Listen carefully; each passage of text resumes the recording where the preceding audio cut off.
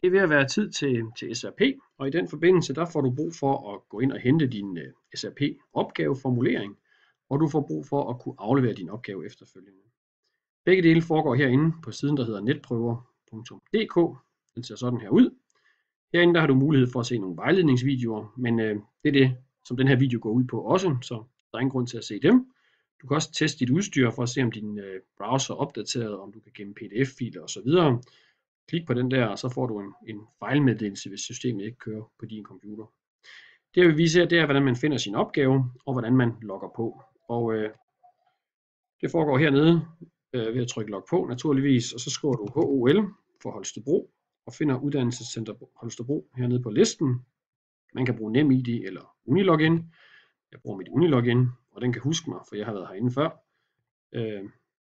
Og så kommer I til en side, der ser sådan her ud. I kan se, der er en SRP til mig. Jeg går så hen og siger, at jeg vil gerne gå hen til prøven. Og herinde, der har jeg så en side, hvor alle oplysningerne fremgår. Inden jeg vil snakke om, hvor I finder jeres opgave henne, og så vil jeg lige vise jer, at heroppe, der skulle I gerne være logget ind med jeres brugernavn.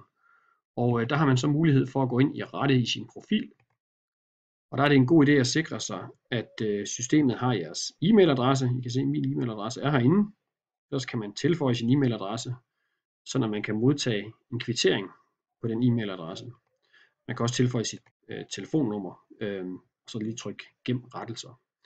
Det er en fordel, at i hvert fald e-mailadressen er opdateret derinde, så man får sin kvittering, når man har afleveret sin SRP.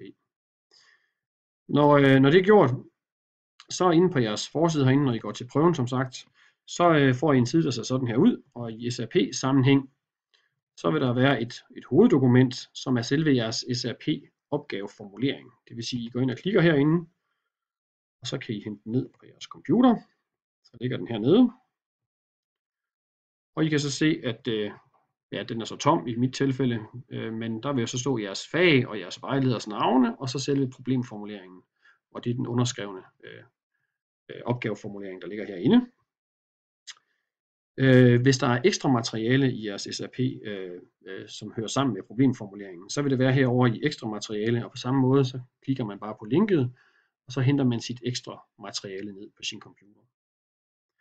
Når I så har besvaret jeres problemformulering, så skal I jo uploade jeres opgave herinde. Det vil sige, at I logger ind igen, ligesom før, og så er det hernede, man skal være med aflevering. Det fremgår også af overskriften der. Besvarelsen, der vælger man så en fil fra sit skrivebord, eller hvor man nu har gemt sin SRP henne. Det er vigtigt, at den fil man uploader, er et PDF-dokument. Det vil altså sige, at jeg har et PDF-dokument der hedder Studieretningsprojekt 2017. Hvis jeg klikker på den, og I kan se, at det er et PDF-dokument, så kan jeg trykke åbn, og så bliver den så uploadet dertil.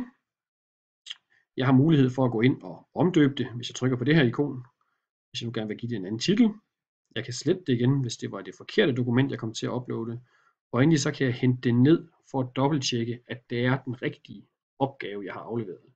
Det er meget vigtigt, at I er opmærksom på, at det er den opgave, I afleverer, at det er den rigtige fil, I afleverer. I bliver bedømt på det, I afleverer, og ikke det, I godt kunne tænke jer, I havde afleveret. Så vær helt sikker på, at det er det rigtige dokument.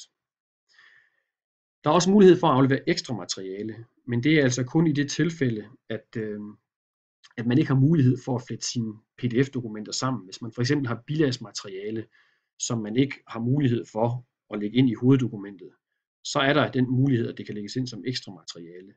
Men det er ikke noget, der er umiddelbart tilgængeligt bagefter. Det er noget, man skal ind og lede efter som underviser og som censor. Så det er, hvis det overhovedet er muligt, så er det tanken, at I skal flette det hele sammen til et dokument inde i Word, hvor I sandsynligvis skriver, tryk gem som PDF, og så med bilag og alting, så er det heroppe, det skal afleveres. Hernede er kun, hvis ikke man har mulighed for at flette det sammen. Når man så har uploadet sit dokument, og er helt sikker på, at det er det rigtige, man har uploadet, man kan hente den ned og tjekke, at det er det dokument, man ville have afleveret, så herover så skriver man under, ved at krydse af der, så skriver man under på tro og love på, at man selv har lavet opgaven. I skal ikke sende den til urkund eller noget. Systemet her sørger selv for, at det bliver tjekket for plagiat via urkund og andre maskiner. Så der bliver tjekket, når man sender det her ind helt automatisk. Så I skal bare sikre, at det er den rigtige opgave. Vinge af det, at I selv har lavet den. Så trykker I aflever, og der kommer så en ekstra advarsel. Er du nu helt sikker på, at det var den opgave, du nu har afleveret, så må også være den, du kan aflevere. Og nu er jeg helt sikker. Jeg har tjekket, jeg har dobbelttjekket. Jeg vil aflevere, krydser af og trykker udfør. Så kommer der det her ikon derovre, der tydeligt indikerer, at jeg har afleveret en SAP-opgave. Og jeg får også sendt en kvittering, hvis jeg har husket at give dem min e-mailadresse inde ved systemet herinde. Jeg kan få tilsendt en ny kvittering, hvis jeg vil have endnu en. Men for at det med kvitteringen virker, så er det afgørende, at I herinde under jeres bruger har givet systemet jeres e-mailadresse. Det er sådan set det, der er i SAP omkring modtagelse af opgaven og omkring aflevering. Når I er nået hertil, så er I nået til en velfortjent juleferie. God jul og godt nytår.